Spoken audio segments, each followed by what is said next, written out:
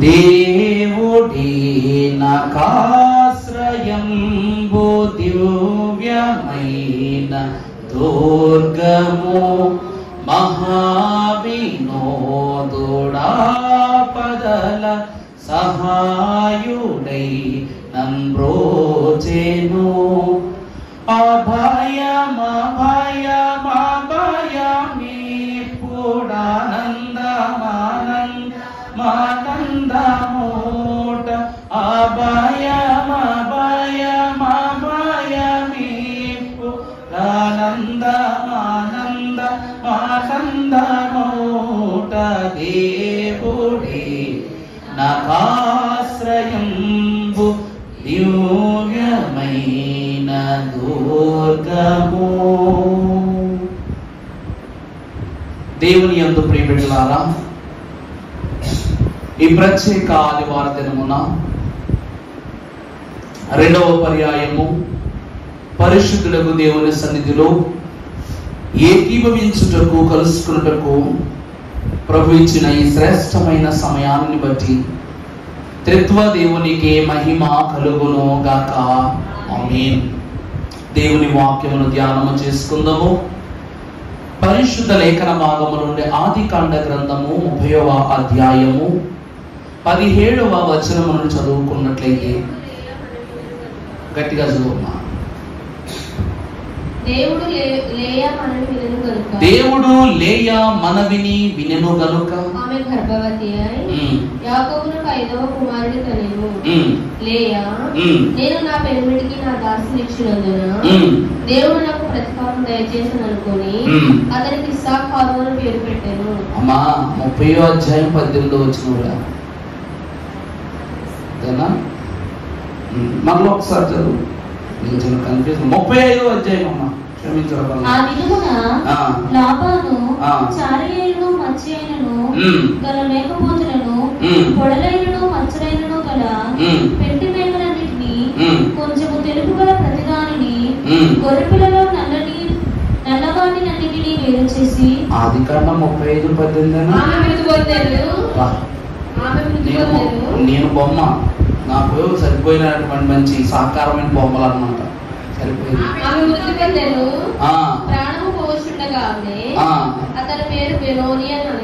అతని పేరు బెనోని అనెను. అతని తండ్రి అతనికి బెన్యామీను అని పేరు పెట్టెను. ప్రార్థన చేసుకున్నాను. సమీపింపరాని తేజస్సులో నిత్యం అమరత్వమును వసించుచు గాన ప్రతిగానములను పొందుకొనుచున్న తండ్రి వందనములు. స్థల జ్ఞాని అయ్యున్న మీరు మీ మహిమను వర్ణించుటకు నీ అపరిమిత జ్ఞాన సంపత్తికి మా జ్ఞానము అగోచరము అయినను అట్టి జ్ఞానమును అవపోసనగా పట్టుటకు అనేక పద్ధతులను మీరు ఏర్పరచినందులకు నీకు స్తోత్రములు. అందులో పాటల పద్ధతిని, వాక్య పద్ధతిని, స్తుతుల పద్ధతిని, ఈ సమయమున వర్తమానపు పద్ధతిని మేము ధ్యానిస్తుండగా మరుగయ్యున్న మన్నాను తిననిత్తునని మీరు వాగ్దానము చేసినట్లు మరుగయ్యున్న నీ వాక్య మర్మములను మాకు భుజింపనివ్వగలిగే భాగ్యాన్ని దయచేయండి. వినుచున్న నీ బిడ్డలకు తృప్తిని అందించు నాకు ఘనమైనటువంటి సిద్ధపాటును దయచేసి దీవించి మహిమ పొందుమని వాక్య నామధారి అయిన యేసు నామములు వేడుకొనుచున్నాము తండ్రి. ఆమేన్. ప్రభు యొక్క పరిశుద్ధ పావన పద్మముల యొద్దకు వచ్చిన వారలారా, దివ్య వాక్య వర్తమాన మహిమాభిషేకముతో దేవుడు మనల్ని దీవించును గాక. ఆమేన్. ప్రభు పేరిట దేవుని వాక్యములో ఇది ఆఖరి గోత్రము, అన్నిటికన్నా విశిష్టమైన గోత్రము అని చెప్పవచ్చు. దేవుని వాక్యములో మనము చూసినట్లయితే చదువుబడిన వాక్యాంశము 35వ అధ్యాయం ఆదికాండము 18వ వచనమును మనం చదువుకున్నప్పుడు, ఆమె మృతి పొందెను, ప్రాణము పోవుచుండగా ఆమె అతని పేరు బెనోని అని పేరు పెట్టెను. అతని తండ్రి అతనికి బెన్యామీను అని పేరు పెట్టెను. ప్రభువునందు దేవుని ప్రియబిడ్డలారా, యాకోబు స్వాస్థ్యములో అతి ప్రియమైనటువంటి సంతానములో ఈ బెన్యామీను ఎంతో ప్రాముఖ్యమైన వాడు అని చెప్పటములో ఏ సందేహమో లేదు. కారణం ఏమిటంటే వీరు రాహేలు యొక్క బిడ్డలు గనుక. నిన్నటి దినమున గత 3 దినములుగా మనము జ్ఞాపకము చేసుకుంటున్న యోసేపు యొక్క చరిత్రలో యోసేపు తన ఇష్ట భార్య అయినటువంటి రాహేలునకు కలిగిన పెద్ద కుమారుడు, తన దృష్టి యందు తను ప్రేమించిన రాహేలునకు కలిగిన మొదటి కుమారుడు గనుక అతనిని జ్యేష్ఠునిగా చేయటములో ఏమాత్రమో యాకోబు గారు సందేహించలేదు. అలాగునని ఆఖరి కుమారుడైనటువంటి ఈ బెన్యామీనును కూడా ఎంతో అపురూపముగా పెంచి పోషిస్తూ ఉన్నారు యాకోబు గారు. రాహేలు యొక్క స్థితి అందరి తల్లుల వంటి స్థితి కాదన్నారు మన తండ్రి గారు. కారణం ఏమిటంటే ఈమె తన వాక్యములో తానే బయలుపరుచుకుంటున్న మాట, ఆమె ప్రాణము పోయే సమయములో తన గర్భమును ఏం చేస్తూ ఉంది? తన గర్భము యొక్క దిశ దాటి నెలలు నిండినదై ఆమె ఆ స్థలమునందు ఎఫ్రాయిము అనేటువంటి అంతస్తును నిన్నటి దినమున యోసేపు గారి యొక్క స్థితిలో మనం చూచాము. ఈమె సిరియా దేశము నుండి బయలుదేరి తన స్వకీయ దేశమునకు పురుటి నిమిత్తము బయలుదేరి వస్తూ ఉండగా దారిలోనే మీకు ఏం జరిగింది అంటే ప్రసవము జరిగింది. ఈ ప్రసవములో తన అత్తయ్య అయినటువంటి భక్తురాలైనటువంటి రెబెకా వలె ఏమంటూ ఉంది? నా ప్రాణము పోవునంతగా నీవు దయచేసిన 2 బిడ్డలు నా గర్భములో పెనుగులాట ఆడుతూ ఉన్నారు అనే మాట రెబెకమ్మ గారు చెప్తారు. కానీ ఇక్కడ ఈమె కూడా ఏమంటూ ఉంది? అత్తగారి వలె నా ప్రాణము పోవచ్చు ఉన్నది అనేటువంటి మాటను పలుకుచు ఆ బిడ్డను ప్రసవించి ఆ బిడ్డకి ఏమని పేరు పెడుతూ ఉంది? ఏమా? బెనూని అని పేరు పెడుతూ ఉంది. బెనూని అను మాటకు అర్థము ఏమిటి అంటే ఏమిటో చెప్పండి? దుఃఖపుత్రుడు. బెనూని అంటే ఏమిటండి? దుఃఖపుత్రుడు. దేవుని ప్రియబిడ్డలారా, అంటే తల్లి యొక్క వేదనలో నుంచి పుట్టాడు, లేకపోతే వేదన పుత్రుడు అని కూడా అనవచ్చు. దుఃఖపుత్రుడు, వేదన పుత్రుడు. దేవుని వాక్యములో ఈ జన్మించగానే తల్లి పెట్టినటువంటి ఆఖరిగా తల్లి తను చెల్లిపోతూ పలికినటువంటి మాట బెనూని. కనగానే తన తండ్రి అయినటువంటి యాకోబు పెట్టినటువంటి తొలి పలుకు బెన్యామీను. తల్లి చెయ్యి విడిచిపెడుతూ ఒక పేరు, తండ్రి చెయ్యి పట్టుకుంటూ ఒక పేరు పెట్టారు.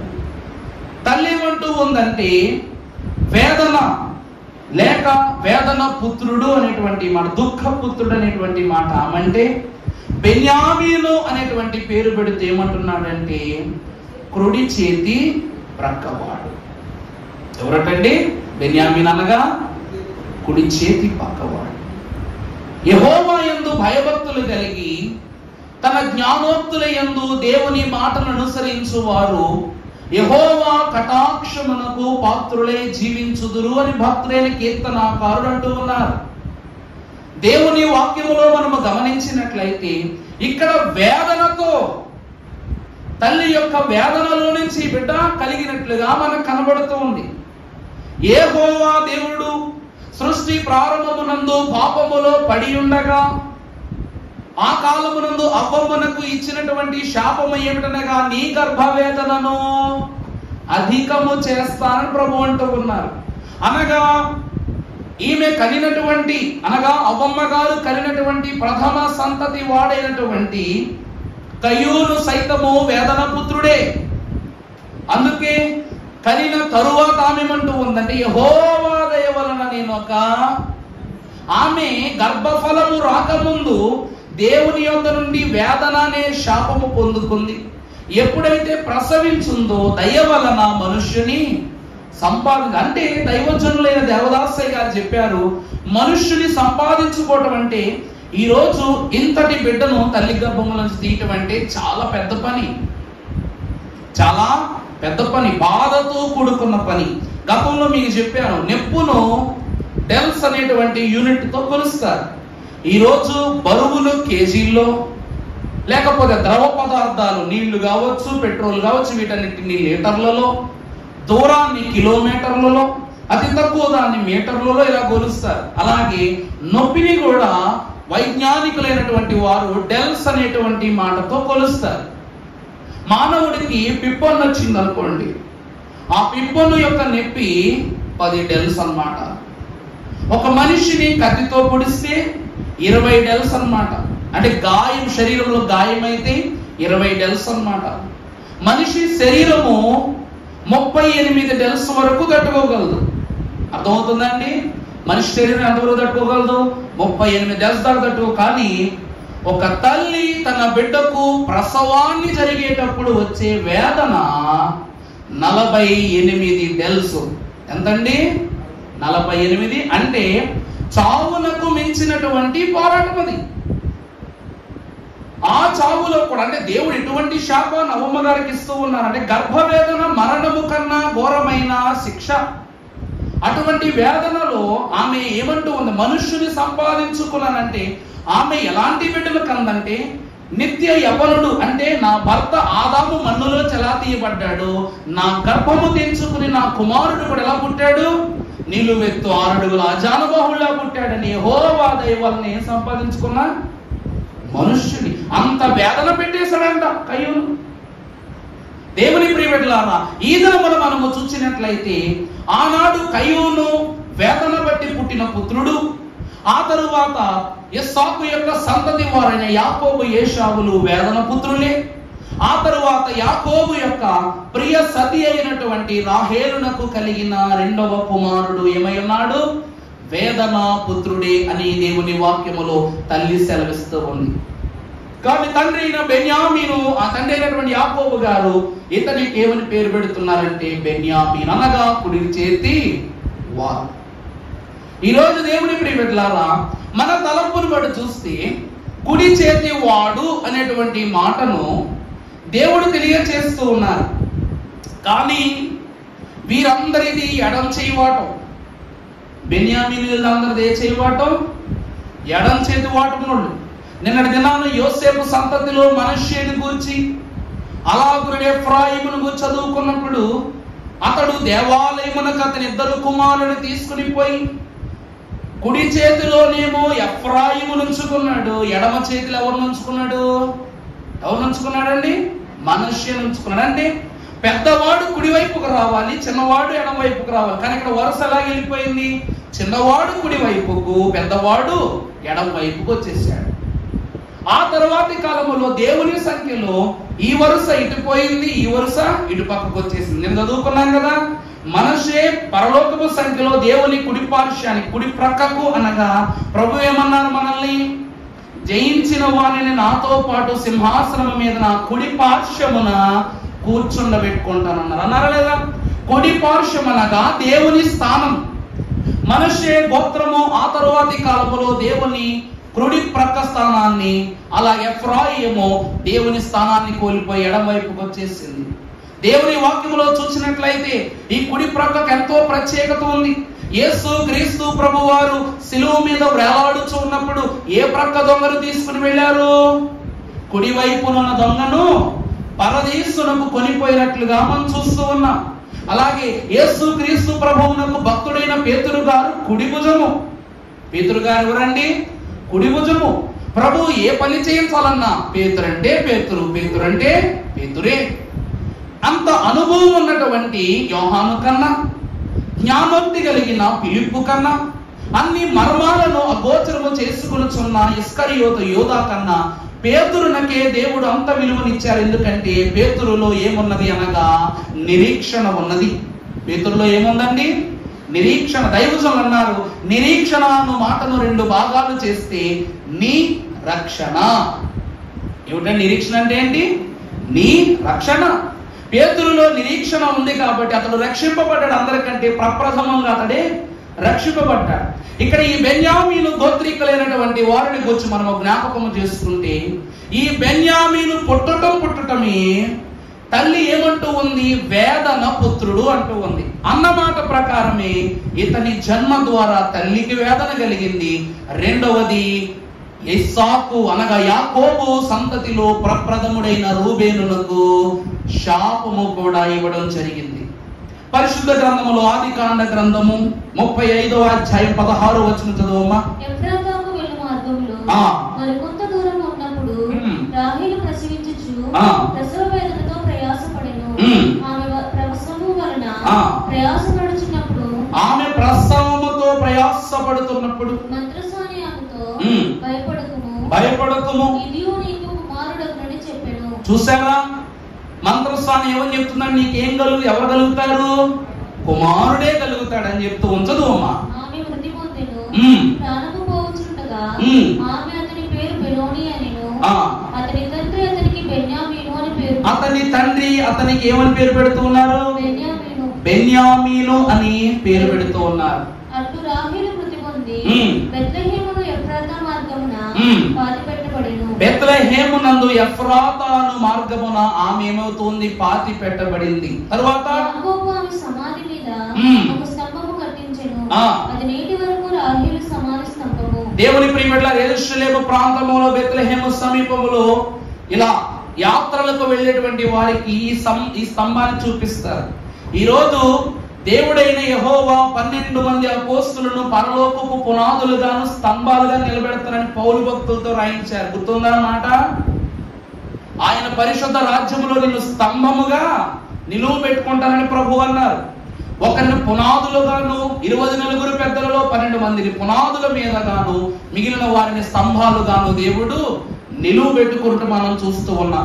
ఈ రాహేలు యొక్క సమాధిపై కట్టించిన స్తంభము ఏదైతే ఉన్నదో అది ఇక్కడ అనగా దేవుని యొక్క తలాంతులకు, వంశావళులకు, దేవుని యొక్క సుదూర దృష్టి కలిగిన జనాంగమునకు ఈమె ఏమై ఉన్నది అనగా ఆనవాలు అయి ఉన్నది. ఈమె ఏమై ఉన్నదండి? రాహేలు అనగా ఇక్కడ మనము చూసినట్లయితే 2 మహాజనములకు తల్లి. దేవుడు విడనాడకుండగా స్వకీయ సంపాద్యముగా భావించి దరిచేర్చుకున్న 2 జనాంగములకి ఈమెవరు? తల్లి. ఇంత రవ్వైన పాపము లేనటువంటి ఆమె ఉంది కాబట్టి ఇదిగో అట్టి జనమునకు తల్లి ఈ స్థలములో ఉన్నదని చెప్పుటకు గాను అక్కడ యాకోబు గారు ఏం కట్టించారు చెప్పండి? ఒక స్తంభాన్ని కట్టించినట్లుగా మనం చూస్తున్నాం. తర్వాత చదువమ్మా. ఇశ్రాయేలు ప్రయాణమైపోయి మిగిలిన ఎదురు కవతల తన గుడారము వేసెను. తరువాత ఇశ్రాయేలు ఆ దేశంలో నివసించుచున్నప్పుడు రూబేను వెళ్ళి తన తండ్రి ఉపపత్ని అయిన బిల్హాతో సైనించెను. ఆ సంగతి ఇశ్రాయేలునకు వినబడెను. చాలండి. దేవుని యందు ప్రియబిడ్డలారా, ఎప్పుడైతే రాహేలు మరణించి వేదన పడుతూ ఉందో, కన్నీరు కారుస్తూ ఉందో, ఈ కన్నీరు కారుస్తూ రాహేలు సమాధి మీద పడి యాకోబు బాధపడుతున్నాడు. ఆ సమయంలోని కనీసము బాధగాన్ని, తండ్రి వేదన గాని గుర్తించినటువంటి జ్యేష్ఠ కుమారుడైనటువంటి రూబేను ఏ పాపానికి ఒడిగడుతూ ఉన్నాడంటే, యాకోబు యొక్క ఉపపత్నిలో తన తల్లి అయిన లేయా యొక్క దాసి అయిన బిల్హాతో అతడు వ్యభిచారము చేసిన వాడు, శయనించిన వాడుగా కనబడుతున్నాడు. ఎంత ఘోరమైన పాపం! నిజముగా ఈ క్రమమునందు, ఈ క్రియయందు నిజముగా ఇతడు జన్మించకపోయి ఉండే అతడు బెన్యామీను ఎందుకు పిలుస్తున్నాడంటే, కుడి ప్రక్కన ఉండువారు ఎప్పుడూ నీతిమంతులే. ఇతడి జన్మ వలన రూబేను యొక్క వ్యక్తిత్వము ఈ లోకానికి తెలియజేయబడింది. ఎందుకంటే ఇట్లా మన ఇంట్లో ఒకరు చనిపోయారంటే మనం ఏం చేస్తాం? అందరం కూడుకుని ఓదారుస్తాం. ఓదార్పు సమయంలో మనల్ని ఓదార్చే వారి మీద కన్నా రానోళ్ళ మీద మనకు కంచూపు ఉంటుంది. నిజమంటారా కాదంటారా? మనం ఏడుస్తూనేమంటాం, వాళ్ళు వచ్చారా, వీళ్ళు వచ్చారా, మా ఫోన్ చేశారా, వాళ్ళకి సమాచారం తెలియజేసి కనుక్కుంటామా లేదా? కనుక్కుంటూ ఉంటాం. కానీ అలాగే అందరూ కుమారులు వచ్చారు కానీ రూబేను రావటం లేదు. అలాగే ఉపపత్ని కూడా బిల్హా కూడా రావటం లేదు. ఏమిటి అని చూడగా ఇశ్రాయేలుకు అగుపడినది ఏమిటంటే, ఇతడు అతని ఉపపత్నితో శయనించినట్లుగా కనబడుతుంది వాక్యములు. దేవుని ప్రియబిడ్డలారా, అందుకు గాని రూబేను జ్యేష్ఠత్వము రాహేలు సంతతికి వెళ్ళిపోయింది. రూబేను జ్యేష్ఠత్వం ఎవరి సంతానికి వెళ్ళిపోయింది? లేయాకు ఉండవలసిన, లేయా బిడ్డలకు ఉండవలసిన జ్యేష్ఠత్వమే రాహేలు యొక్క సంతానానికి వెళ్ళిపోయింది. కేవలం ఇదే కారణం. ఈ బెన్యామీను జన్మము ద్వారా వీరికి కలిగిన తొలి ఆశీర్వాదము జ్యేష్ఠత్వపు అంతస్తు. అర్థమవుతుందా అండి? జ్యేష్ఠత్వపు అంతస్తును కలిగారు. అంత మాత్రమే కాక పరిశుద్ధ గ్రంథములో మీరు చూసినట్లయితే ద్వితీయోపదేశ కాండము 33వ అధ్యాయము 12వ వచనంలో దేవుడు ఒక అద్భుతమైన దీవెనిస్తున్నారు. బెన్యామీను యెహోవాకు ప్రియుడు, ఆయన యొద్ద అతడు సురక్షితముగా నివసించును. ఆయన అతనికి ఆశ్రయమగును. ఆయన భుజముల మధ్య అతడు నివసించును. చాలండి. బెన్యామీను యెహోవాకు ప్రియుడు. దేవుని ప్రియబిడ్డలారా, ఇక్కడ ఎంతో ప్రత్యేకమైనటువంటి మాట. యెహోవాకు బెన్యామీను ఏమై ఉన్నాడు? ప్రియుడు. బాగా గుర్తుపెట్టుకోండి ఈ మాట అడుగుతాను. ఎందుకు ఎటువంటి బిడ్డకు రాని స్వాస్థ్యం బెన్యామీనుకు వచ్చింది? దేవుడు ఏ సంతతి వారిని, ఏ గోత్రము వారిని ప్రియునిగా ఎంచుకుండగా ప్రత్యేకముగా బెన్యామీనుని ఎందుకు ఎంచి మాట్లాడారంటే, ఇతడు వేదన పుత్రుడు గనుక. ఇతను ఎవరండి? వేదన పుత్రుడు గనుక. గెత్సెమనే వనములో యేసు క్రీస్తు ప్రభు వారు ఒక గిన్నెను చేతబట్టుకుని ప్రభు అక్కడ ఏం చేస్తున్నారంట? వేదన పడుతూ ఉన్నారు. ఆ పాత్రను చేతిలో పుచ్చుకుని ప్రభు ఏం చేస్తున్నారు? ప్రాణము పోవునంతగా ఆయన శరీరములో ఉన్న చెమటంతయు రక్తము వలె బయటికి ప్రసరింపజేయబడేంత వేదన పడుతూ ఉన్నారట. అట్టి వేదనయే ఆనాడు రాహేలు పడుతూ ఉంది కనుక క్రీస్తు ప్రభువారి యొక్క వేదనయే ఈ బెన్యామీను జీవితంలో కూడా జన్మతః జరిగినట్లు మనకు కనబడుతూ ఉంది. అంత మాత్రమే కాక ఇంకెటువంటి వేదనట? భక్తులైన పౌలు గారు అంటారు, క్రీస్తు ప్రభుని యొక్క రూపము మన యందు ఏర్పడు వరకు ప్రసవ వేదన కలుగుచూ ఉన్నది అంటూ ఉన్నారు. దేవుని ప్రియబిడ్డలారా, దేవుని రూపము మన యందు ఏర్పడు వరకు ప్రసవ వేదన. క్రీస్తు రక్షణ సంఘమునకు ఇచ్చు వరకు ఆ పాత్ర పుచ్చుకున్న ప్రభువునకు వేదన. రాహేలు బెన్యామీను కను వరకు ఆమె గర్భమునకు వేదన. దేవుని ప్రియబిడ్డలారా, ఈ ప్రసవ వేదన సర్వసాధారణమైనది కాదు. ఇక్కడ మనము చూస్తే ఇక్కడ ప్రభువారి వేదన కనబడుతూ ఉంది, పౌలు భక్తుని వేదన కనబడుతూ ఉంది. అలాగే ఇతని జన్మ ద్వారా తల్లి అయిన రాహేలు వేదన కూడా కనబడుతూ ఉంది. దేవుని ప్రియబిడ్డలారా, శోధనను జయించువాడు ధన్యుడు అని దేవుని వాక్యం చెప్తూ ఉంది. ప్రభువు శోధనను జయించారు, ఆయన ఏమయ్యారు? ధన్యులయ్యారు. పౌలు భక్తుడు సంఘాలను నిలబెట్టుటకు ఎన్ని శోధనలు వచ్చినా జయించారు, ధన్యుడయ్యారు. రాహేలు తను చనిపోతూనే తన బిడ్డకు ప్రాణము పోయిటకు ఆమె ఎంబడింది, శోధనను శ్రమను అనుభవించింది, ధన్యురాలైందా లేదా? ఈ బెన్యామీనుతోని 12 గోత్రాలు అనేటువంటి అంతస్తు, 12 పరిశుద్ధ ప్రధాన సంఖ్య, పరలోకపు మహిమ అనేటువంటి ఈ అంతస్తు కూడా లభించింది. ఒకవేళ ఈ గర్భము ఈమె ప్రసవించలేకపోతే పరలోకపు సంఖ్య పూర్తయ్యేదా? పూర్తయ్యేది కాదు. అంత మాత్రమే కాక భక్తుడైనటువంటి గనులైన ఎంతో మంది ఈ బెన్యామీను గోత్రమునకు సంబంధించిన వారు అని చెప్పవచ్చు. పరిశుద్ధ గ్రంథములో మీరు చూసినట్లయితే 2వ కొరింథీయులకు రాసిన పత్రిక 4వ అధ్యాయము 10వ వచనం చదువుకున్నట్లయితే 2వ కొరింథీ 4:10 యేసు యొక్క జీవము మా శరీరమందు ప్రత్యక్షపరచబడుటకై, యేసు యొక్క జీవము మా శరీరము యందు ప్రత్యక్షపరచబడుటకై, యేసు యొక్క మరణానుభవము మా శరీరమందు ఎల్లప్పుడూ వహించుకొని పోవచున్నాము. ఏలయనగా యేసు యొక్క జీవము కూడా మా మధ్య శరీరమందు ప్రత్యక్షపరచబడినట్లు సజీవులమైన మేము ఎల్లప్పుడూ యేసు నిమిత్తము మరణమునకు అప్పగింపబడుచున్నాము. చాలండి. దేవుని ప్రియబిడ్డలారా, ఇది ఎంతటి గొప్ప వేదన అనగా, ప్రభువు శరీరము మన యందు ఏర్పడాలంటే అది మరణంతో ముడిపెట్టబడిన పని. ఈరోజు 7 ఏళ్ల శ్రమ రావటానికి ముందు ఈరోజు చనిపోయిన వాళ్ళందరూ భలే వెళ్ళిపోయాడు, బాధపడకుండా వెళ్ళిపోయాడు, కష్టపడకుండా వెళ్ళిపోయాడు బాగా అంటారు. నొప్పి వచ్చి చచ్చిపోయినోడికి ఏమో వేదన, నిద్రలో చనిపోయినోడికి ఏమో సౌఖ్యమా? చెప్పారండి మీకు ఇవన్నీ? ఎవరు చెప్పారు? మరి యోహాను గారు వృద్ధుడై వృద్ధుడై వృద్ధుడై చచ్చిపోయాడు. పేతురు గారు ఏమంటారు తెలుసా? పేతురును, యాకోబును, యోహానును ముగ్గురును ప్రభువుకి ఏమై ఉన్నారు? ప్రథమ శిష్యులను, దేవుని సువార్త. వారు ఏమంటారానికి, మీరు దేవుని సిలువలో పాలిభాగస్తులు కంటే సువార్త చేశారట.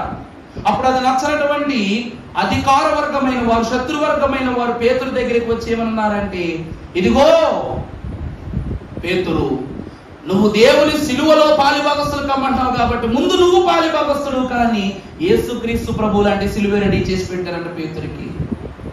ఏం చేశారండి?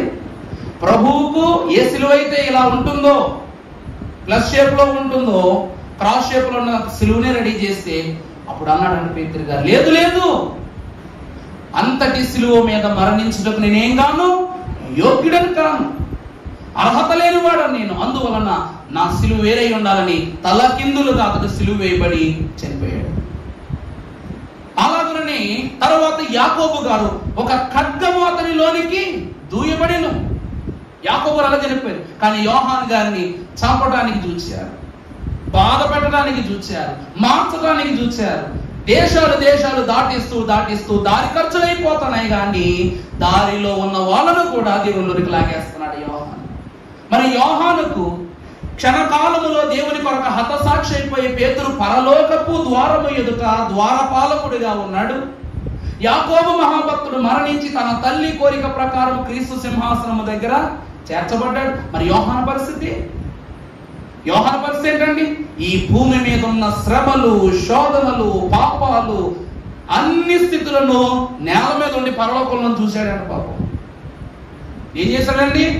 భూమి మీద ఉండి అనగా పద్మాసు ద్వీపములో ఉండి ప్రభువు చూపించేటువంటి అంత్య తీర్పులను, అపాయ క్రియలను అన్నిటినీ చూస్తూ చూస్తూ శోధన అనుభవిస్తూ ఉన్నాడు. అందుకే ఎంత కన్నీరు గార్చాడంటో, ఎంత కన్నీరు. ప్రభువా, నీ గోత్రములో ఒక్కడైనా నాకు కనబడలేదు నాయన అని కన్నీరు గార్చాడు.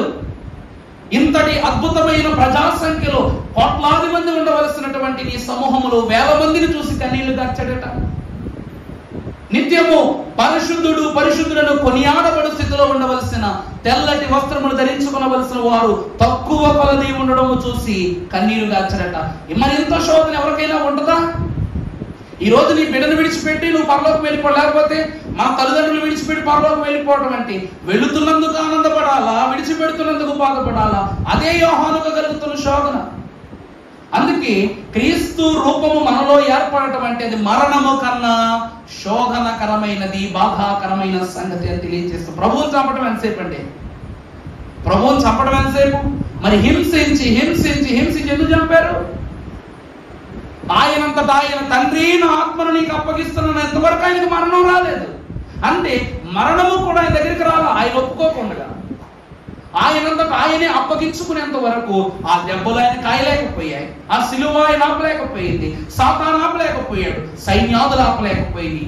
దేవుని ప్రియబిడ్డలారా, ప్రభువు యొక్క శరీరము మనకు రావటం అంటే అది మరణము కన్నా ఘనమైన గొప్ప పోరాటం అని తెలియజేస్తూ, అంతటి పోరాటమునకు దగ్గర దాసుడే ఈ బెన్యామీను గోత్రము వారు. మనము చూసినట్లయితే పరిశుద్ధ గ్రంథములో నుండి న్యాయాధిపతుల గ్రంథము 3వ అధ్యాయము 12వ వచనం చదువుకుందాం. ఇశ్రాయేలీయులు మరలా యెహోవా దృష్టికి దోషులైరి గనుక వారు యెహోవా దృష్టికి దోషులైనందున యెహోవా ఇశ్రాయేలీయులతో యుద్ధము చేయుటకు మోయాబు రాజైన ఎగ్లోనును బలపరిచెను. చాలండి. ఇశ్రాయేలు ప్రజలైనటువంటి వారు పరిశుద్ధుడగు దేవదేవుడు ఉత్నీయేలు అను మహాభక్తుడైన న్యాయాధిపతి తరువాత 2వ న్యాయాధిపతి అయినటువంటి ఈ గనుడైనటువంటి యెహూదు విషయములో దేవుడు కార్యము చేస్తూ ఉన్నప్పుడు వీరు ఏం చేస్తూ ఉన్నారు అనగా, దేవుని దృష్టికి దూరపరచబడి దైవ విరోధ కార్యాలను చేస్తూ పాపాలకు ఒడిగడుతూ ఉన్నప్పుడు యెహోవా వారిని ఎవరికి అప్పచెప్పాడంటే అమ్మోనీయుల రాజైన ఎగ్లోనుకు అప్పచెప్పేశాడు. 1 కాదు, 2 కాదు, 3 కాదు, దగ్గరగా 30 సంవత్సరాలు వేదన పెడుతూనే ఉన్నాడట. ఎంతటి ఘోరమైన వేదన చూశారా? ఇలా ఉన్నప్పుడట వారు పశ్చాత్తాపపడి దేవుని ఎదుట ప్రణమిల్లి నాయనా రక్షించుము అని వేడుకున్నప్పుడు దేవుడు రెండవ న్యాయాధిపతిగా ఎవరిని ఎన్నుకున్నాడు అనగా ఈ బెన్యామీను గోత్రీకుడైనటువంటి ఏహూదును, అనగా ఏహూదును న్యాయాధిపతిగా ఏర్పరచుకున్నాడు. ఈ ఎగ్లోన్ అనేటువంటి రాజుకు స్థూలకాయం ఉంది, అంటే పైల్స్, మంచి రోగం. అతడు ఒక రాజే, కానీ పెద్ద సైన్యం ఉంది అతనికి. అతడు కదలలేడు, మెదలలేడు. మన కుర్చీ వేసామనుకుని ఇరుక్కుపోతాడు అందులో. అంతటి శరీరము పుష్టి గలవాడు, శరీరం అంతయు మందము కలిగినటువంటి వాడు, ఉన్న స్థలము నుండి లేవలేడు. ఇటువంటి ఈ ఎగ్లోన్ అనేటువంటి రాజు ఏం చేస్తున్నాడంటే వారిని హింసించి వారి చేత పనులు చేయించుకుని పన్ను కట్టించుకునేవాడు. ఆ కాలమునందు దేవుని ఏర్పాటును బట్టి రెండవ న్యాయాధిపతిగా ఏర్పాటు చేయబడిన ఈ యెహూదు కప్పము కట్టడానికి ఎవరి దగ్గరికి వచ్చాడు? ఈ ఎగ్లోన్ దగ్గరికి వచ్చినప్పుడు ద్వారబంధం యొక్క సైనికులు ఆపి కప్పం ఇక్కడ కట్టేసుకో అంటే, మీ రాజుగారి మీద, మన రాజుగారి మీద ఏం జరుగుతూ ఉంది? హత్యాయత్నం జరుగుతూ ఉంది. అందువల్ల నా వివరాన్ని తీసుకొచ్చాను, నేను ఆయన చెప్పాలనుకుంటానంటే సైనికులు లోపలికి తీసుకుపోతారు. రాజు దగ్గరికి వెళ్ళగానే అయ్యా మీకు ఒక టాప్ సీక్రెట్ చెప్పాలి అంటాడు. అనగానే మరి వీళ్ళెవరు వినకూడదుగా. అనగానే రాజు ఏం చేస్తాడు? పొండి పొండి అంటాడు. వీళ్ళు బయటికి వెళ్ళిపోయి తలుపులు వేస్తారు. వీళ్ళు బయట పంపించి వాళ్ళ తలుపులే, బయట తలుపులు వాళ్ళు వేసుకుంటారు, లోపల తలుపులు ఈయనేస్తాడు. వేసేసి ఒక పొడవాటి కత్తి తీసుకుని, అది 2 అంచుల పదునైనటువంటి ఖడ్గాన్ని తీసుకుని ఆ ఎగ్లోని యొక్క శరీరంలో పొట్టలో ఒక పోటు పొడుస్తాడు. కత్తి మొత్తం లోపలికి వెళ్ళిపోయి పిడిరుక్కుపోద్దు లోపల. ఏమవుద్దండి? కత్తితో పోటు పొడుస్తాడుగా, మనోడు చెప్పాడు కదా పుష్టివర్ధనం అని. అటు పొడవగానే కత్తితో పాటు పిడి కూడా లోపలే ఉండిపోయింది. అతను చచ్చిపోవడం, అరుపు కూడా అరవనంత సమయంలోని టకమని కిటికీ ద్వారా దూకేసి ఇశ్రాయేలు ప్రజల దగ్గరికి వెళ్ళి, ఇదిగో ఎగ్లోను మరణమును అతను ప్రచురము చేయగా, నాయకుడు రాజు చచ్చిపోయిన తర్వాత ఇక సైనికులు యుద్ధాలు ప్రకటించుకోలేరు, రాజ్యార్పణ చేసుకోలేరు కనుక అలాగున ఎగ్లోను నుండి యెహూదు విముక్తినిచ్చినప్పుడు, మీరు చెబితే నమ్మరు, ఏ న్యాయాధిపతి చేయనంత ఏలుబడి యెహూదే చేశాడు. 80 సంవత్సరాలు బయట లోకపు విగ్రహం లోపలికి రానివ్వలేదు, తన వారిని బయటకు పోనివ్వలేదు. 80 సంవత్సరాలు ఏలుబడి చేశాడు యెహూదు మహాభక్తుడు. ఇతడు ఎవరు? బెన్యామీను వాడు. దేవుని ప్రియబిడ్డలారా, న్యాయాధిపతులను కూడా దేవుడు ఏర్పాటు చేసుకున్నాడు. అంత మాత్రమేనా? మనము బాగా ఇష్టపడి చదువుకుంటాం ఎస్తేరు. ఎవరమ్మా? అనగా నక్షత్రం. ఈ ఎస్తేరు మహాభక్తురాలు కూడా బెన్యామీను గోత్రీకురాలు. తన బాబాయ్ అయినటువంటి వారందరూ ఒక మాట కనుక్కుంటారు. అతడు ఏమంటాడంటే, ఇదిగో ఇశ్రాయేలీల రక్షణ కొరకే దేవుడు నిన్ను రాణిగా చేశాడేమో అంటాడు.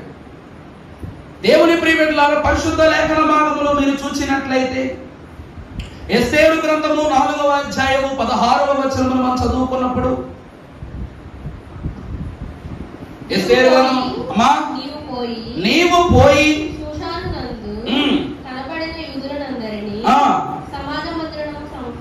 సమాజ మందిరములు సమకూర్చి నా నిమిత్తం ఉపవాసముండి. చాలమ్మా. ఇక్కడ మొర్దెకాయి మహాభక్తుడు ఏ కారణము చేత, నిజం చెప్పాలంటేనండి, ప్రభువుని నియమం ఏమని పెట్టారు? ధర్మశాస్త్రాన్ని బట్టి ధర్మశాస్త్రం ఏమని పెట్టారు? ఇశ్రాయేలు వారు వేరొకరి ఇంటికి మన పిల్లను ఇవ్వకూడదు, అంతే కదమ్మా. ఆ వేరే వారికి ఇచ్చారు అంటే దీవెన పోతానన్నారు.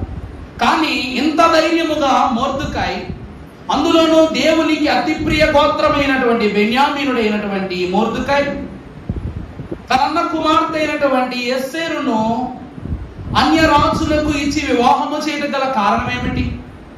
అందులకు గాను ఎస్తేరు కూడా మనము ఇలా వివాహం చేసుకోకూడదు కదా అని కూడా ఆమె కనీసం ప్రశ్నించదట.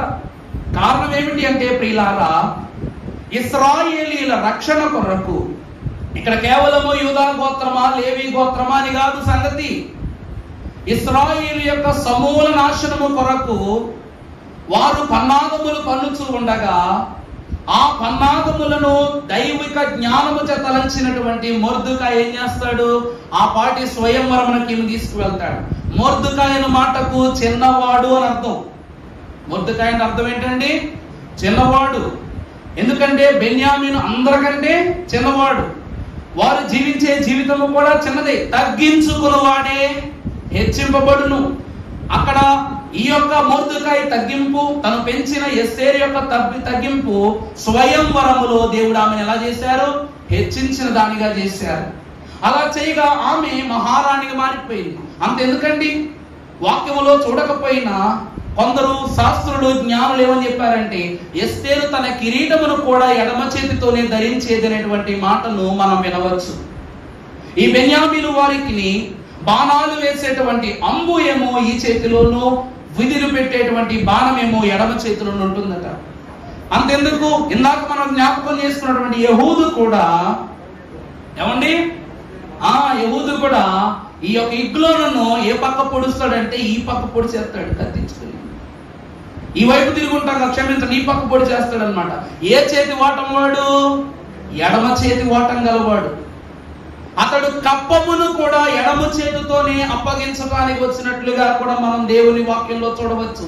దేవుని యందు ప్రియబిడ్డలారా, శాస్త్రుల భక్తులు అంటూ ఉన్నారు, ఈ రోజు ఎడమ చేతి వారికి దేవుడు కుడి చేతి అంతస్తును ఎందుకు ఇస్తూ ఉన్నారు అంటే, దేవుని యొక్క వాక్యములో పరిశుద్ధుడు మహాగణుడైనటువంటి పేతురు కూడా యేసు క్రీస్తు ప్రభు వారిని విశ్వసించని భక్తుడే.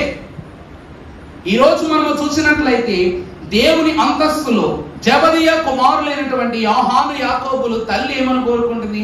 నా కుమారులను ఒకరిని కుడివైపున మరొకరిని ఎడమ వైపున. కుడివైపు ఎవరు? కుడివైపు ఎవరు అమ్మా?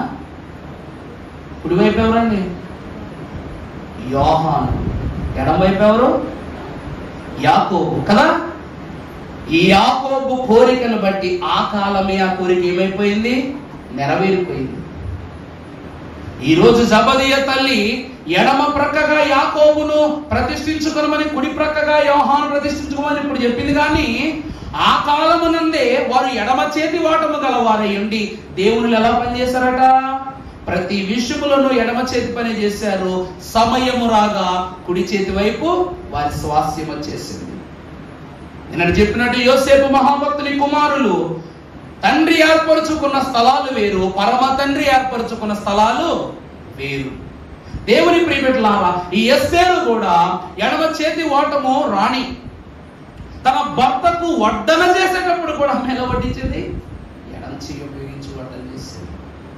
ఎడమ చెయ్యిలో చాలా లెఫ్ట్ హ్యాండ్ రైట్ చాలా. ప్రారంభంలో నాది లెఫ్ట్ హ్యాండ్ రైటింగే. మా డాడీ చిత్తకొట్టి రైట్కి మార్చేసాడు. ఇప్పటికీ బ్యాంకులోనైనా సిగ్నేచర్స్ పెట్టాలన్నా నేను లెఫ్ట్ హ్యాండ్ వాడతాను. రైటింగ్ రైట్ హ్యాండే, లెఫ్ట్ హ్యాండ్ మాత్రం సిగ్నేచర్స్ అన్నమాట. అందరూ కన్ఫ్యూజ్ అవుతారు నా రైట్ హ్యాండ్ సిగ్నేచర్ పెడితే. లెఫ్ట్ హ్యాండ్ సిగ్నేచర్ అయితే ఇంకా ఈ రైటింగ్ కి ఆ సిగ్నేచర్ సంబంధం ఉండదు. మా అమ్మ ఎప్పుడు తిడతా ఉంటుంది. ఏదిపోయినా పుట్టుకతో వచ్చినటువంటి కొన్ని లక్షణాలు పోవన్నట్లు ఈమె శ్రేష్టమైన పదార్థాలను రాజు కొరకు ఏర్పాటు చేసిన వడ్డను మాత్రం ఏం చేస్తూ ఉంది? ఎడమ చేతితోనే. దేవుని ప్రియబిడ్డలారా, దేవుని వాక్యములు ఈ బెన్యామీను వారు ఎడమ చేతి వారు అనగా వీరిలో తగ్గింపు గుణాన్ని దేవుడు కనపరుస్తూ ఉన్నాడు. వీరి ఏర్పాటు మనం చూసినట్లయితే దేవుడు అంత మాత్రమే వీరిని వాడుకోవడం లేదు. మనము చూసినట్లయితే పరిశుద్ధ గ్రంథంలోని హెబ్రీయులకు రాసిన పత్రిక ప్రారంభ అధ్యాయము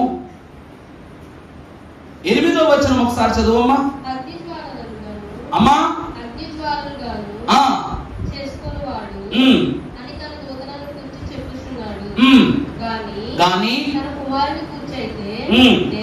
దేవా నీ సింహాసనము నిరంతరమును నిలుచున్నది, నీ రాజదండము నీవు నీతిని. చాలండి, దేవునికి మహిమ కలుగును గాక. బెన్యామీను దేవునికి ప్రియుడు. దేవుడు దేనిని ప్రేమిస్తూ ఉన్నారు? నీతిని ప్రేమిస్తున్నారు. బెన్యామీయులు నీతిమంతులు, అందుకే దేవునికి ప్రియులు. పరిశుద్ధ గ్రంథములో మరొక మాట చూసినట్లయితే ఎజ్రా గ్రంథము 1వ అధ్యాయము 5వ వచనం చూసినట్లయితే అక్కడ ఒక మాట. ఎజ్రా గ్రంథము 1వ అధ్యాయం 5వ వచనం. బెన్యామీనీయుల పెద్దలను ఎవరెవరి మనస్సును దేవుడు ప్రేరేపించును వారందరూ వారితో కూడుకుని వచ్చి యెరూషలేములో ఉండు యెహోవా మందిరమును కట్టుటకు ప్రయాణమైరి. దేవుని ప్రియబిడ్డలారా, సొలొమోను తలపెట్టిన పరిశుద్ధ కార్యమే ఈ యొక్క మందిరము. ఈ మందిరమునకు అడ్డగోలుగా చెడు తలంపును కలిగి తప్పు చేసినటువంటి వారు ఎఫ్రాయిము వారు. ఎవరండి? యోసేపు కుమారుల 2వ కుమారుడైన ఎఫ్రాయిము దేవుని తలంపును బట్టి ఎఫ్రాయిముడైనటువంటి యెరోబాము సొలొమోను కుమారుడైన రెహబామును మోసగించి 10 గోత్రాలను ఆవులకు తీసుకుని వెళ్ళి ఏం చేశారంట? స్వకీయ రాజ్యాన్ని, స్వకీయ మందిరాన్ని, స్వకీయ సంపాద్యాన్ని వారు ఏర్పాటు చేసుకున్నారు. ఇక్కడ మనము చూసినట్లయితే మనకు అనిపిస్తుంది ఈ యెరూషలేము మందిరము యొక్క నిర్మాణములో ప్రధాన హస్తములు ఎవరివి అంటే, మొదటిది రాజరిక కుటుంబమైన యోధా వారిది, యాజక కుటుంబమైనటువంటి లేవీయులది, మూడవది ఎవరిది? బెన్యామీయులు. ఎందుకంటే వీరు దేవునికి ప్రియులు. దేవుని ప్రియబిడ్డలారా, దేవుడు మనం ఇచ్చే అర్పణలు ఇష్టపడ్డు, మనల్ని ఇష్టపడతాడు. మనం అనుకుంటాము దేవునికి ఎంత కానుకిస్తే దేవుడు ఆనందపడతాడు. దేవుడికి ఎందుకండి కానుకల? దేవుడికి ఎందుకు? నాకు ఇవ్వండి, పప్పులు కొనుక్కుంటాను. దేవుడికి ఎందుకు? దేవుడు కొనుక్కుంటాడా పప్పులు? నీకు కావాలా చికెన్ 65, మటన్ 65? మనకి మనుషులు మనకు కావాలా? మరి దేవుడికి ఎందుకు? అడిగితే ఆకాశ వాకట్లను మీకు మన్నాన్ని ఇవ్వగలడు, మాంసాహారం ఇవ్వగలడు, పూరేడులను ఇవ్వగలడు, ధాన్యాదులను ఇవ్వగలడు. జలచర ప్రవాహ జలములలో నుండి నీటిని స్థిరపరచు దేవునికి. ఇక్కడ బెన్యామీను యొక్క అంతస్తు దేవుడు ఏమో చూపిస్తున్నాడు? అతడు నీతి గలవాడు, ప్రియుడు. నేను జన్మను ఏం చదువుకున్నాం? యెహోవా యందు భయభక్తులు కలిగి ఆయన ఆశ్రయించు వారికి నీతి సూర్యుడు ఉదయించును అనేటువంటి మాట చూస్తున్నాం. వీరికి దేవుడు అంటే భయభక్తులు ఉన్నవి, దేవుడు అంటే ప్రేమ స్వాస్థ్యం ఉంది. కాబట్టి దేవుడు వీరికి ఏమిస్తూ ఉన్నారు అంటే నీతిని అనుగ్రహిస్తూ ఉన్నారు. ఆ నీతి ద్వారా వీరు దేవునికి ఏమయ్యారు? ప్రియులుగా మార్చబడ్డారు. దేవుని ప్రియబిడ్డలారా, ఇంకా నేను వాక్యంలోనికి వెళ్ళలా. ఏమండి? ఇంకా నేను వాక్యంలోనికి వెళ్ళలా. ఇంకా తడమటమే పైన, అసలు ఇంకా లోతుంది. నాకు తెలిసి రేపు కన్ఫర్మ్ 2వ పార్ట్ 2 బాహుబలి 1, 2, 3 థర్డ్ పార్ట్ మందే. దేవుని ప్రియబిడ్డలారా, దేవుడే దర్శకుడు, నేనే డైరెక్టర్, మీరే ఆడియన్స్. ప్రొడ్యూసర్ ప్రభువే, చెప్పగా నిర్మాత ప్రభు, దర్శకుడు నేను, ఆడియన్స్ మీరే. కలెక్షన్ ఏంటంటే పరలోకం. కలెక్షన్ ఏంటండి? పరలోకం. మన భాషలో చెప్పుకుందామా? ఈ బెన్యామీను వారు కూడా యెరూషలేము మందిరము కొరకు ధన నిధిని సమకూర్చారు. ఏం సమకూర్చారండి? మందిరము కట్టాలంటే ఏం కావాలి? ధనం కావాలి, శ్రమదానం చేయాలి, వస్తువులను ఏర్పరచాలి. అక్కడ ప్రత్యేకంగా ఈ 3 గోత్రాలను ఏర్పాటు చేస్తున్నాడు దేవుడు. అంటే ఎంత ప్రత్యేకమో చూసారా? అంటే యెరూషలేము మందిరము కట్టబడటములో ఎవరి చేతులు పడ్డాయి అంటే ముఖ్యముగా శ్రమదానములో, వస్తుదానములో, పరిచర్యాదానములో బెన్యామీనీయులే కనబడుతున్నారు. దేవుని ప్రియబిడ్డలారా, దేవుని వాక్యం ఎంత ప్రశస్తమో, ఎంత ప్రత్యేకమో ఒక మాట మీకు చూపిస్తా. రోమీయులకు రాసిన పత్రిక 11వ అధ్యాయము 1వ వచనం చదువుకున్నట్లయితే, అలాగైన ఎడల దేవుడు తన ప్రజలను విసర్జించిన అట్లు అనరాదు. చూసారటండి, అబ్రహాము సంతానమందలి. చూసారా? లోకం ఏమంటూ ఉన్నది అయ్యా అంటే, నువ్వు తిరస్కరింపబడిన వాడవు, త్రోసి వేయబడిన వాడవు లోకం అంటుంది. దానికి ప్రతిగా ఇతడు నాకు మాత్రం పౌరుషం లేదా, నాకు మాత్రం హక్కు లేదా, నాకు గౌరవం లేదని పోరాటం లేదు. ఇతను ఏమంటూ ఉన్నాడంటే నేను మాత్రం ఇశ్రాయేలీయుడను కానా? అంటే దేవునికి ప్రియమైనటువంటి వారు ఎంత తగ్గించుకుంటున్నారు. నేను అబ్రహాము యొక్క సంతాన స్వభావాన్ని కానా అంటున్నారు.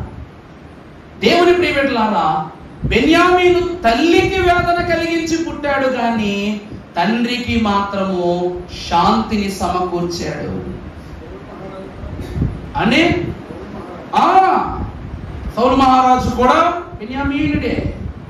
ఆ కుటుంబంలో రాజులు పుట్టారు, న్యాయాధిపతులు పుట్టారు, గొప్ప గొప్ప తత్వవేత్తల కళాకారులు కూడా అక్కడే పుట్టారు. దేవుని ప్రియబిడ్డలారా, ఆఖరి వారని దేవుని వాక్యం ఉంటుంది, నల్లని దానని నన్ను చిన్న చూపు, అలాగే చిన్నోడని చిన్న చూపు అసలు చూడకూడదు. బుర్ర నిండా బోర్డు ఉంటాయి వాళ్ళకి. మనం బ్రిడ్జ్ కడదామనిలో బ్రిడ్జ్ కట్టేస్తారు వాళ్ళు.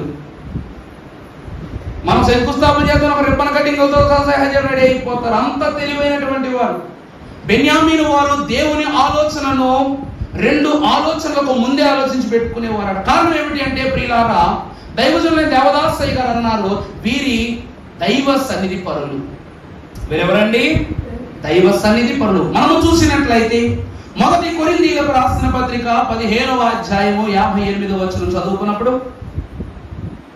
కాగా నా ప్రియ సహోదరులారా, కాగా నా ప్రియ సహోదరులారా, ఈ ప్రయాసము ప్రభువునందు వ్యర్థము కాదని ఎరిగి స్థిరులను కదలని వారును ప్రభు కార్యాభివృద్ధినందు ఎప్పటికీ ఆసక్తులనై ఉండి. ఎప్పటికీ మనం ఏమై ఉండాలి? వీరట కదలని వారుగాను, నిలువబడేటువంటి వారుగాను, పనిచేయని వారుగాను కాదు. ప్రభు విశ్వాసం యందు, ప్రభు యొక్క క్రియల యందు, ప్రభు ప్రార్థనా పద్ధతుల యందు వీరేమై ఉన్నారు?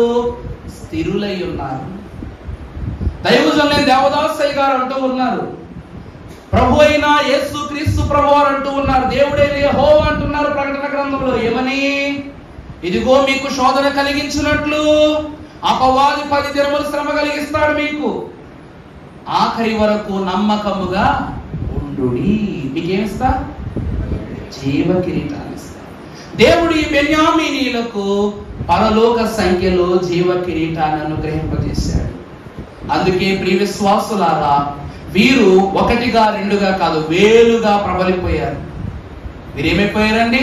మొదటి దశలో 36,000, తర్వాత దశలో 47,000, ఆఖరి దశలో 56,000 మందిగా వీరు ప్రబలిపోతూ ఉన్నారు. వీరు నశించిన వరుసలో లేరండి, అభివృద్ధి చెందిన వరుసలోనే ఉన్నారు. అందుకే యెరూషలేము మందిరము యొక్క పూర్వోత్తరాలు ప్రతి పనిముట్లను వీరు సమకూర్చి దేవుని స్వాస్థ్యానికి వీరేమయ్యారు? బద్ధులైపోయారు. అందుకే దేవుడు అంటూ ఉన్నాడు, బెన్యామీను నాకు ప్రియుడు కాడా అంటున్నారు ప్రభువే. దైవజనులైన దేవదాసయ్య గారు ప్రభు అన్నారు, అయ్యా లోతులను మిషన్ నేను విడిచి రావాలి. ఆమె అది నా తల్లి మిషన్ అంటే మరి ఈ తండ్రి మిషన్లోకి రావా అన్నారట. మరి అంత మాట దేవుడు అన్న తర్వాత ఎవరైనా అవుతారా? ఈ భూమి యందు ప్రేమించు తల్లి ప్రేమ కన్నా భూమిని, పరలోకమును, ఆకాశము సింహాసనముగా, భూమి పాదపీఠముగా గ్రహించి నా ప్రభువు నోరు తెరిచి నా యొద్దకు రావాలంటే ఎవరు రారండి? దైవజనులు యువరాజు వల్ల వచ్చేసారంట ప్రభు దగ్గరికి. ఎలా వచ్చేసారండి? యువరాజు వల్ల వచ్చేసారు. దేవుని పిలుపుకు లోగ్యులైనటువంటి బెన్యామీనులు కూడా ప్రభువు పిలుపునకు స్థిరులై ప్రభు పిలక ఎలా వచ్చేసారు? యువరాజుల వచ్చేసారు. అందుకే వీరు ఆఖరి సంఖ్య. వీరు లేకుండా ఈరోజు 100 అవ్వాలంటే 99 అయితే 100 అయిపోద్దా? ఒక్కటి పడితే అప్పుడు. అలాగే పరలోకపు సంఖ్య సంపూర్తి చేయటానికి కూడా తగ్గించుకున్న వారు హెచ్చింపబడి పరలోకపు భాగ్యములోనికి వీరు ప్రవేశించారు. రేపటి దినంలో మరొక మర్మము కూడా ఉంది. ఈరోజు ఎడమ చేతి వాటము అనుభవపూర్వకమైన బెన్యామీనుల యొక్క చరిత్ర చూశారు. వీరు దేవుడిని ఎందుకు అంత ప్రేమించారో, దేవుడు వీరిని ఎంత ఎందుకు ప్రేమించాడో చూశాం. ఎందుకంటే వీరు పుట్టుకే వేదనతో, దేవునిలో పనిచేసిన ప్రతి క్షణం వీరేం పడ్డారు? వేదన పడుతూనే ఉన్నారు. భారము మోయించిన సమస్త జనులకు దేవుడు విశ్రాంతినిస్తానన్నాడు. వారు జీవితాంతము వేదన పడ్డారు. ఆఖరికి దేవుడు పరలోకములో విశ్రాంతిని మీరు కలుగజేశారు. మనం ఏమని చెప్పాను? విశ్రాంతి అంటే ఏంటండి?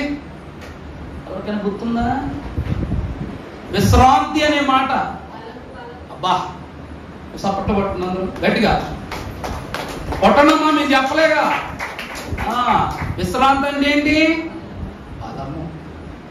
దేవుడు ఈ బెన్యామీను వారికి పరలోక భాగ్యమును దైవ మహిమ అను బలమును అనుగ్రహింపజేసి ఆయన వైపు నడిపించుకున్నారు. తల్లిని బాధను ఆ శోధనను పెట్టి బయటకు వచ్చారు. తర్వాత ప్రతి క్షణము అన్ని భారంగానే. ఈ లోకంలో చిన్నోళ్ళకే తిప్పలేక్కువ, చిన్నోళ్ళకే తిప్పలేక్కువ. అందుకే చూసారా, తమ్ముడు ఎక్కడేమైపోతాడు, తమ్ముడు దొరుకుద్దా లేదా అని చెప్పేసి యోసేపు గారు ఏం చేశారు? 5 రొట్టెలు ఎక్కువ ఇచ్చారు, 5 గంటలు ఎక్కువ ఇచ్చారు. తమ్ముడి మీద ఎంత మమకారమో, ఎంత ప్రేమో. మరి అన్నయ్య అయిన యోసేపునకే అంత ప్రేమ ఉంటే నా ప్రియుడు అని చెప్పిన దేవుడు మాత్రం తక్కువ చేస్తారా? ఎక్కువ చేశారు. పదులుగా, వందలుగా, వేలులుగా వారిని విస్తరింపజేశారు. పరలోకపు మహిమ స్థానములోనికి, మహిమ సంఖ్యలోనికి వారిని చేర్చుకున్నారు. దేవుని ప్రియబిడ్డలారా, బెన్యామీను అనగా కుడి ప్రక్క వారు. ఇది యాకోబు పెట్టిన పేరు కాదు, దేవుడు ఏర్పాటు చేసుకున్న పేరు. ఎందుకంటే ఇతడు చేరవలసినది దేవుడి కుడి ప్రక్కకు. దైవజనులు అన్నారు, పక్కనే ఉన్నాడు పగవాడు మన చక్కికి చేరెను సనిగాడు. యోసేపు కుమారులు, పెద్దవాడేమో ఎడమ వైపు, చిన్నవాడేమో కుడి వైపు ఉన్నాడు. అపవాది వచ్చి ఎఫ్రాయిము సంకెక్కింది కాబట్టి వీడేమైపోయాడు? ఎడమ చేతికి వచ్చి పడిపోయాడు. వాడు కుడి సంకెక్కాడు కాబట్టి ఎడమ చేతికి వచ్చి పడిపోయాడు. దేవుడు తన హృదయంలో నిలుపుకున్నాడు కాబట్టి ఇతడు కుడి చేతి వైపుకు వచ్చి పడ్డాడు. బెన్యామీను వారు కూడా కుడి ప్రక్కన అన్నారు కాబట్టి అపవాదికి సంకెక్కే ఛాన్స్ వారు ఇవ్వలేదు. దేవుని ప్రియబిడ్డలారా, ఈ రోజు నీ స్థానము దేవుని కుడి పార్శ్వము. ఆ కుడి పార్శ్వం మీద ఏమని రాయబడి ఉంటుందంట? రాజులకు రాజు, ప్రభువులకు ప్రభు.